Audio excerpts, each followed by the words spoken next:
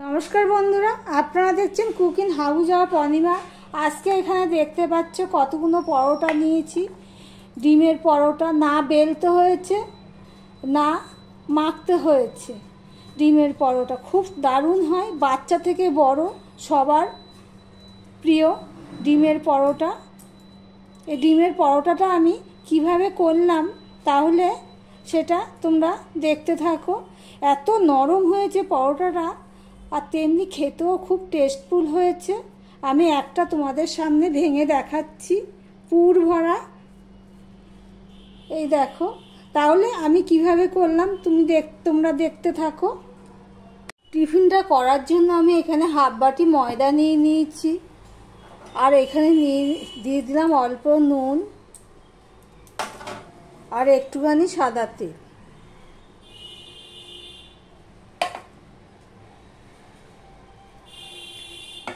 সম্পূর্ণটা ভালো করে মিশিয়ে নেব, নিয়ে জল দিয়ে গুলে দেবো। অল্প অল্প করে জল দিয়ে একটা ব্যাটার তৈরি করব।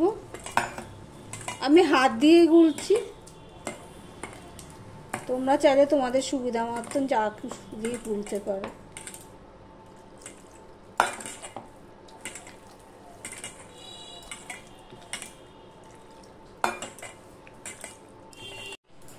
দেখো, আমি ঠিক এইভাবে গুলে নিয়েছি, দেখেছো? ঠিক এইভাবে গুলে নিয়েছি। এবার আমি এটা এক সাইডে রেখে দিয়ে এর জন্য যা যা লাগবে সেগুলো রেডি করে নেব। এদিকে দেখো, কড়াই বসিয়ে দিয়েছি। এবারে আমি একটা পুর রেডি করব। তার জন্য দেখো, পেঁয়াজ কুচিয়ে নিয়েছি, আলু কুটে নিয়েছি ছোট ছোট করে, আর একটু পাকা লঙ্কা, কাঁচা লঙ্কা এই পাকা, এগুলো আমি যতটা পেরেছি ছোট ছোট করে কেটে নিয়েছি। পেঁয়াজটা আমি ঠিক এরকম ছোট ছোট করে কেটে নিয়েছি। দেখো, আলুটা ছোট ছোট করে কেটেছি। তোমরা চাইলে আরও ছোট করে কাটতে পারো, তবে এরকম কাটলেও হবে। এবার তেলটা হয়ে গেলে আমি এখানে পেঁয়াজ, লঙ্কা, আলু সবই দিয়ে দিলাম।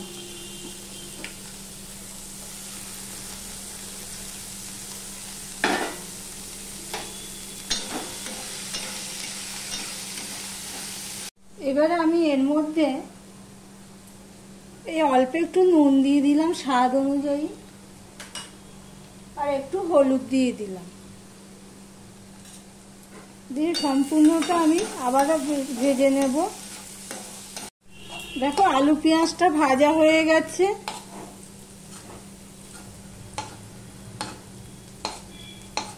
এইভাবে খালি করে নিচ্ছি। দেখো, মাঝখানে তেল জমে গেছে।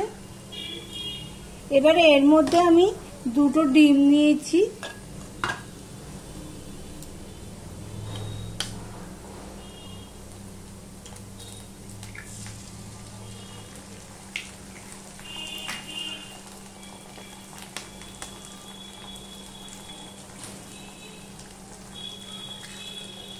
ডিম দুটো দিয়ে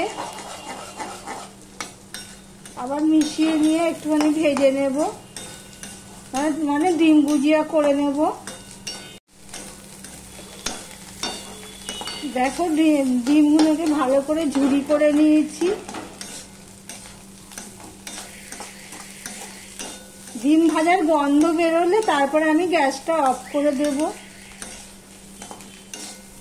দেখো, ডিম ভাজার গন্ধ বেরিয়ে গেছে। এবার আমি গ্যাসটা অফ করে দেব। দেখো, একটা প্যান বসিয়ে দিয়েছি, প্যানে তেলও দিয়ে দিয়েছি। এবার যে আমি ময়দাটা গুলে রেখেছিলাম সেগুলো আমি এখানে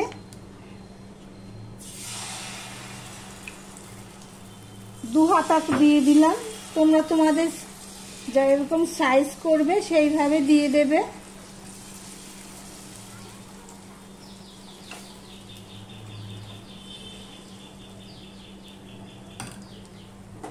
এবারে যে ডিম ভুজিয়াটা আমি করে রেখেছি ওটা মাঝখানে দিয়ে দেব।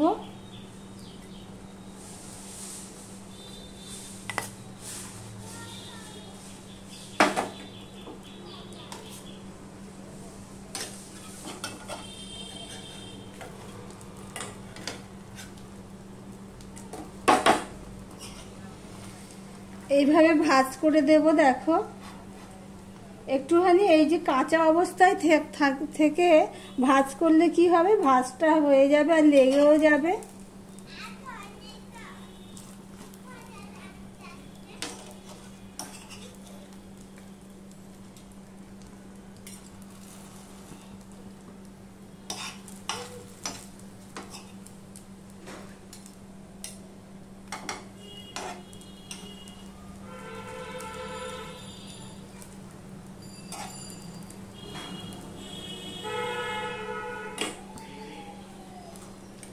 প্রথমটা তো একটু এই সাইডে, প্রথমটা তো তোমরা করো জানো, প্রথমটা একটুখানি সুন্দরটা কম হয়।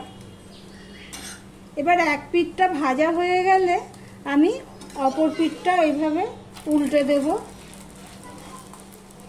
আমার ভিডিওটি যদি ভালো লেগে থাকে লাইক কমেন্ট শেয়ার করে দেবে।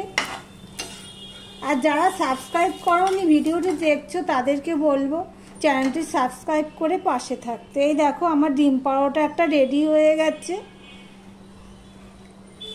আমি আবারও একটা তোমাদেরকে সামনে করে দেখাচ্ছি।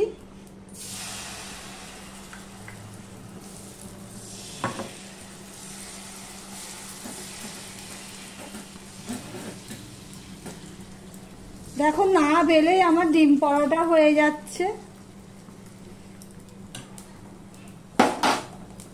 না বেলে না ছেঁকেই হয়ে যাচ্ছে।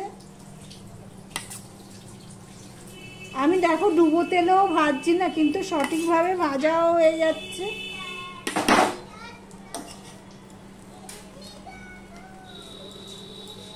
কিন্তু এই ভাজার সময় একটুখানি গ্যাসের ফ্লেমটা একটুখানি কমিয়ে দিয়ে ভাজলে ভাজাটা ভালো হয়। দেখো লেগেও যাচ্ছে, খুলে যাবে না। এবার দুটো লাগবে হাতা, নাই চড়কে চড়কে যাচ্ছে।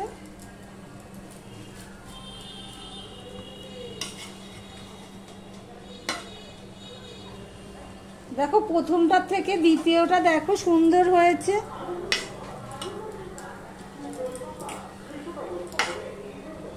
মিডিয়াম টু লোতে দিয়ে আমি এই পরোটাগুলো সব ভেজে নেব এইভাবে। এই দেখো ভাজটা কি সুন্দর হয়েছে।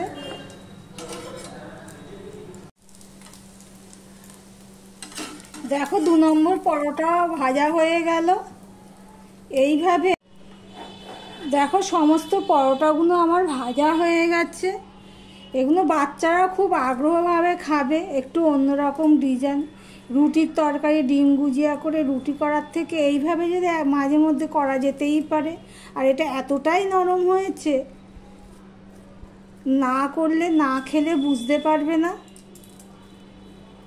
গরম তো এটা একটু ঠান্ডা হয়েছে, এই দেখো কিরম নরম হয়েছে। তাহলে ভিডিওটি আজকের মতন এখানেই শেষ করলাম। আবার অন্য কোনো নিত্য নতুন রেসিপি নিয়ে চলে আসবো। আজকের মতন টাটা।